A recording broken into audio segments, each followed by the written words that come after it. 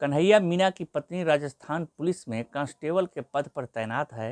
रोज सुबह वो अपने घर से निकलती है ड्यूटी के लिए, लेकिन इसका पति कन्हैया मीना अपनी पत्नी को जब फ़ोन लगा रहा था तो फ़ोन पर बातचीत नहीं हो पा रही थी, फ़ोन लग नहीं रहा था और वह परेशान हो जाता है। इसके लिए अपने साले से बातचीत करता है, कहता है कि तुम्हारी दीदी अनीता मीना से बात हुई है कि नहीं हुई है। उसका फ़ोन नहीं लग रहा है, तभी उसका साला कहता है कि जीजा जी, आपको पता नहीं है कि बहुत बड़ा हादसा हो चुका है। हो सकता है कि दीदी की ड्यूटी वहाँ लग गई हो। जैसे ही कन्हैया ने यह बात सुनी तो उसने कहा कि चलो चलकर देखते हैं, क्योंकि वो जो घटना स्थल है यहाँ से ज़्यादा दूर नहीं है। अब इसके बाद जीजा और साला दोनों घटना स्थल पर पहुँच जाते हैं। जो भी पुलिस वाली महिला वहाँ पर दिखाई दे रही थी, हर पुलिस वाली महिला के पास जाते हैं और जाकर यह देखने की कोशिश कर रहे थे, पता करने की कोशिश कर रहे थे कि अनीता मीना का कहीं कोई पता चल जाए, खबर लग जाए। अब इस स्थिति में ना तो कोई खबर मिल रही थी और ना ही फ़ोन नंबर मिल रहा था। तभी एक पुलिस वाले की नज़र उन दोनों पर पड़ जाती है। पुलिस वाला पूछता है कि क्या बात है, तुम किसको तलाश कर रहे हो? बताता है कि उसकी जो पत्नी है अनीता मीना, वो राजस्थान पुलिस में तैनात है और वो मिल नहीं रही है। वो कहते हैं कि यहाँ पर एक हादसा हुआ है और इस हादसे में कई लोग घायल भी हो चुके हैं। कुछ पुलिस वाले उन घायलों को पहुँचाने के लिए हॉस्पिटल गए हैं, आपको वहाँ जाना चाहिए। जैसे ही वो हॉस्पिटल पहुँचता है, हॉस्पिटल जाने के बाद वहाँ भी कई पुलिस वाले को तलाश करता है, लेकिन उसकी पत्नी वहाँ पर भी दिखाई नहीं देती।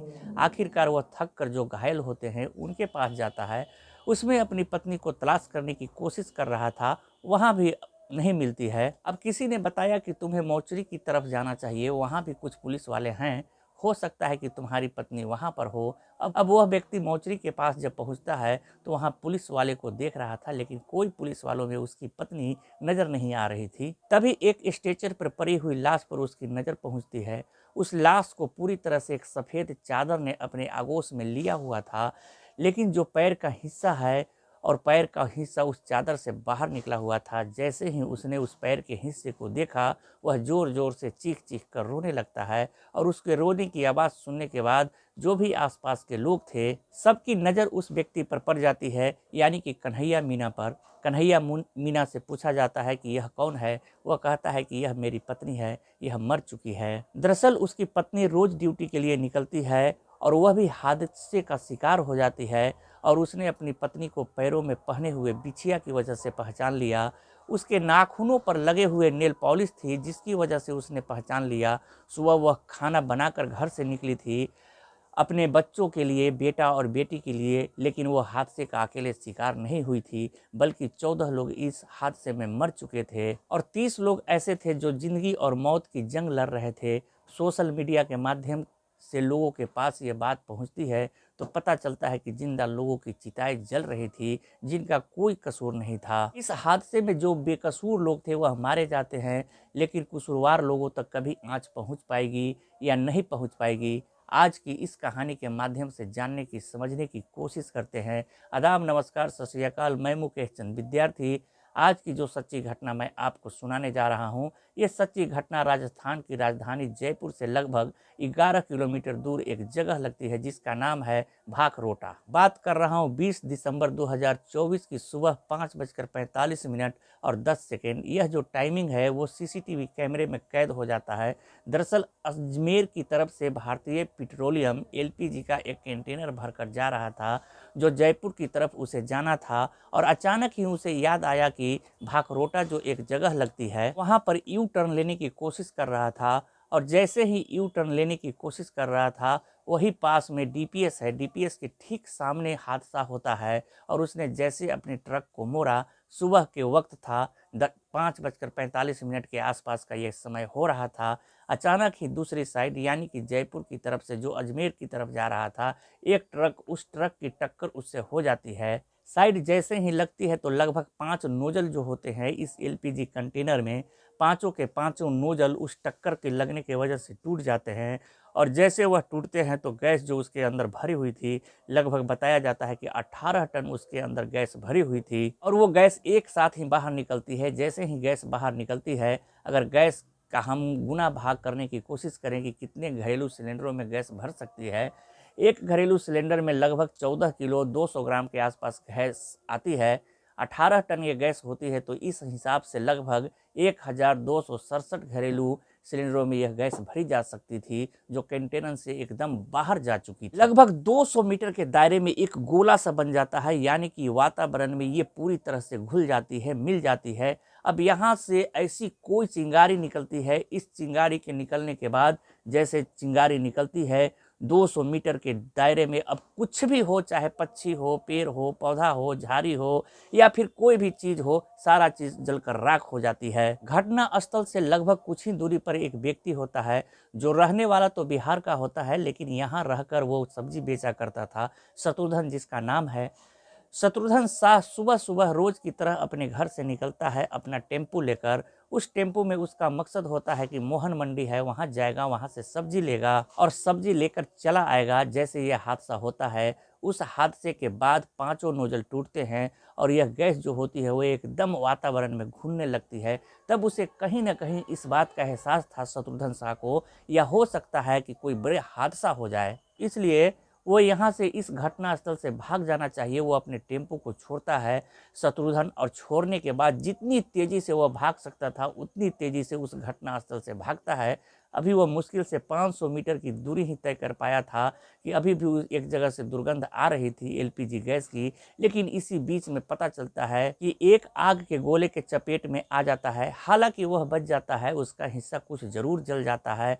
जहां पर यह हादसा हुआ था वहां वो कंटेनर जहां पर ट्रक आपस में भिड़े थे, वहीं डबल टेकर की एक बस खड़ी हुई थी। बस क्योंकि जो रफ्तार थी वो धीमी हो जाती है, और धीमी रफ्तार की वजह से, क्योंकि वहां पर जो जैसे ही इसने कंटेनर ने यू टर्न लिया, तो जो वाहन है वो बाकी वाहन भी थोड़ा सा धीमे हो जाते हैं। आग जब लगती है तो आग का बिल्कुल गुब्बारे की शक्ल लेता है। उसने एक साथ जो फटता है तो एक बहुत तेजी के साथ धमाका होता है, जिसकी ऊंचाई लगभग 150 मीटर के आसपास लोगों ने अंदाजा लगाया, और 200 मीटर के वैसे सर्किल के दायरे में वो फैल जाती है। गाड़ी के अंदर, डबल टेकर बस के अंदर बैठे हुए हैं। आधुनिक बस होती है, और आधुनिक बस होने की वजह से जो उसके दोनों गेट होते हैं, दरवाजे होते हैं जिससे लोग चढ़ते उतरते हैं, वो दोनों अपने आप लॉक हो जाते हैं। जो मुसाफिर थे लगभग उनकी संख्या बताई जाती है 34 के आसपास। 34 के 34 मुसाफिर उसके अंदर फंस जाते हैं। वो भी कहीं ना कहीं निकले हुए थे, शायद बताया जाता है कि अजमेर की तरफ से आ रहे थे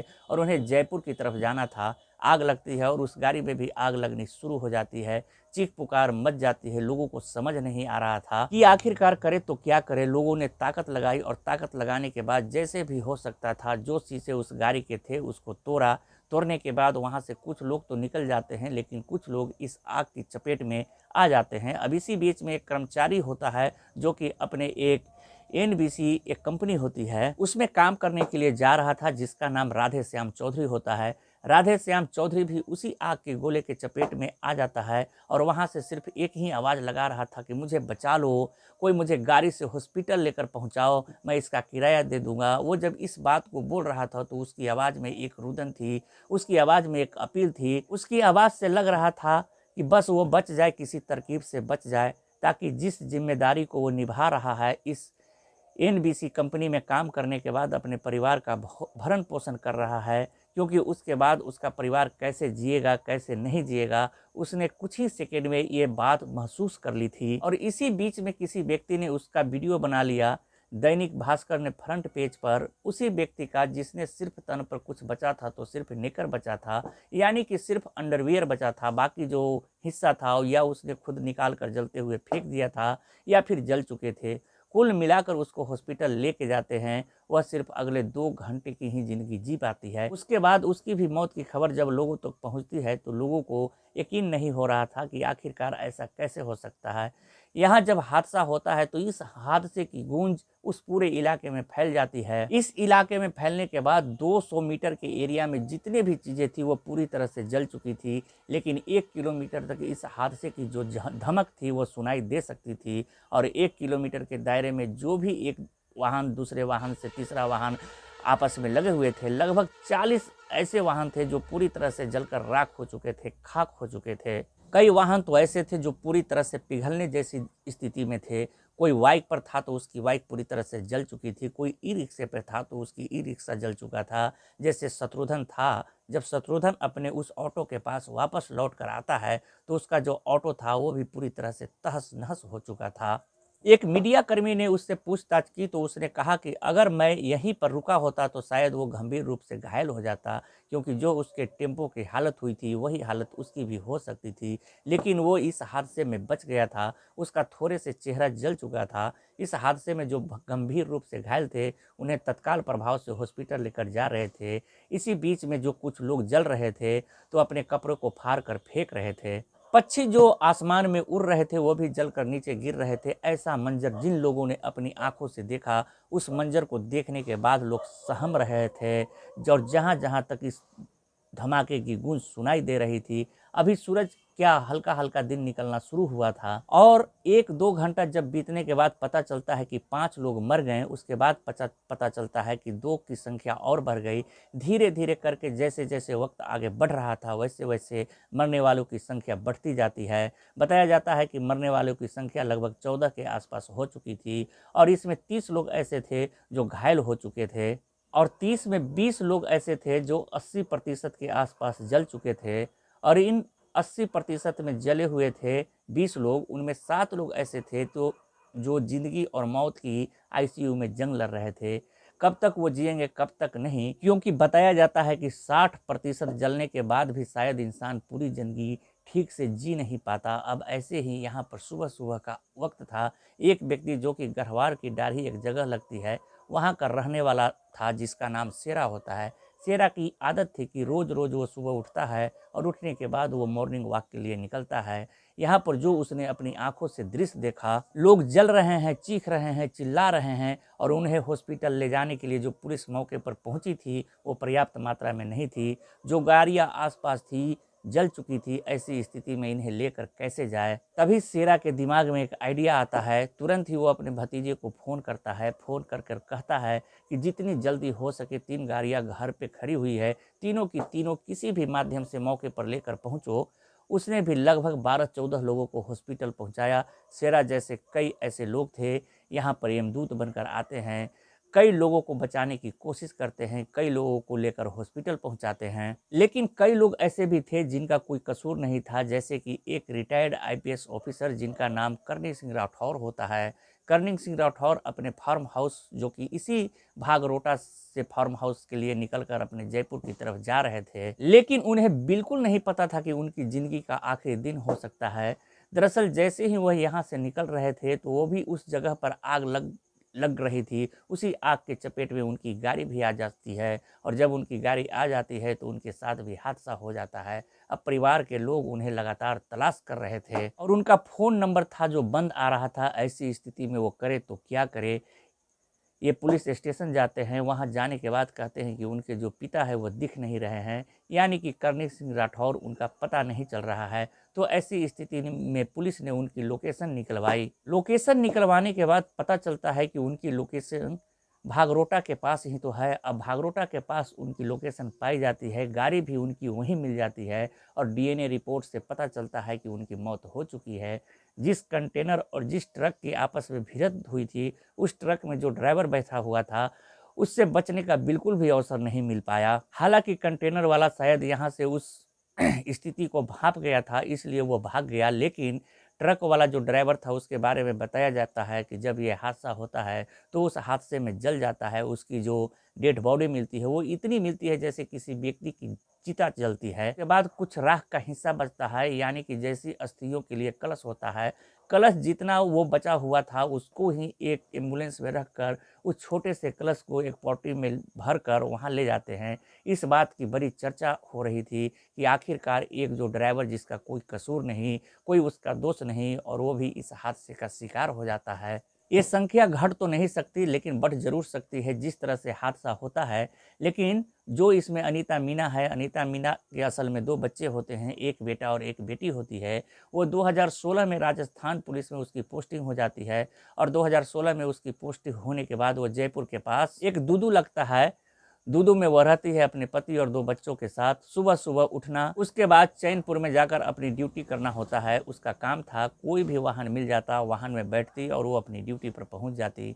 बेटा और बेटे हैं, उनके लिए खाना वाना बना के निकली थी, लेकिन जैसे ही उसके पति कन्हैया को इस बात का पता चलता है कि वहाँ पर एक हादसा हो चुका है, कन्हैया को टेंशन बढ़ जाती है। कन्हैया सोचने पर मजबूर हो जाता है कि आखिरकार कुछ न कुछ तो बात ज़रूर हुई है। जब वो अपनी पत्नी अनीता मीना के बारे में पता चलता है, तो उसकी जो बीवी मिलती है वो मोचरी के पास स्ट्रेचर पर रखी हुई लाश के माध्यम से पता चलता है, क्योंकि उस लाश के जो पैर था वो बच गया था। जिस हिस्से में बिछिया पहनी हुई थी, जिस हिस्से में उसने नेल पॉलिश लगाई हुई थी, लेकिन उस हादसे में उसको पहचानना बहुत मुश्किल हो पा रहा था। लेकिन पति ने उसको पहचान लिया। उसके भी डीएनए रिपोर्ट से ये क्लियर हो जाता है कि इस हादसे ने पूरे इंडिया को हिलाकर रख दिया। जहाँ जहाँ तक लोगों के मोबाइल में इस घटनाक्रम की गूंज फैलती है, लोग सोचने पर मजबूर हो जाते हैं कि अब इसके बाद ये जानकारी जुटाना शुरू कर देते हैं कि इस मामले की जांच पड़ताल होना शुरू हो जाती है कि आखिरकार इसमें इसके पीछे वजह क्या है।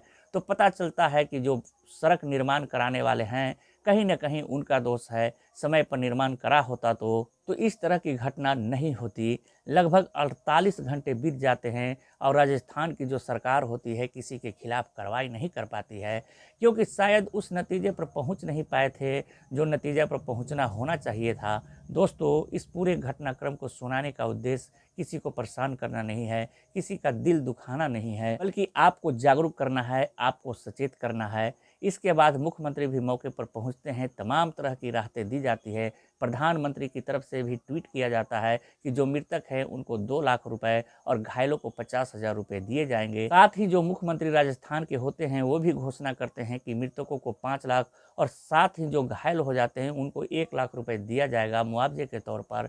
लेकिन ये जो रकम जो देने की बात है, उसे जाहिर सी बात सहज ही अंदाज़ा लगाया जा सकता है कि रुपए चाहे 5 की जगह 10 लाख कर दी जाए, 20 लाख कर दी जाए, 50 लाख कर दी जाए, पैसों से कभी इंसान की भरपाई नहीं होती। जो इंसान चला जाता है, जो जिम्मेदारी उठाता है, उसके बाद कैसे परिवार के लोग जीते हैं, यह तो खैर वही बता सकता है कि जिसके साथ ये हादसा होता है। यह कहावत बिल्कुल सही है कि जाके पैर न फटी विवाई, वो क्या जाने पीर पराई। इसलिए आगे भविष्य में कुछ इस तरह के हादसे न हो। सरकार चाहे राज्य की हो या भारत की या किसी भी प्रदेश की क्यों न हो, उन्हें सबक लेना चाहिए कि इस तरह के जो रोड है, कहीं कोई दिक्कत परेशानी है तो उसको तत्काल प्रभाव से बनाना चाहिए और इस तरह के हादसों पर लगाम लगानी चाहिए। दोस्तों, आप सब लोग अपना ख्याल रखें, सुरक्षित रहें। जय हिंद, जय भारत।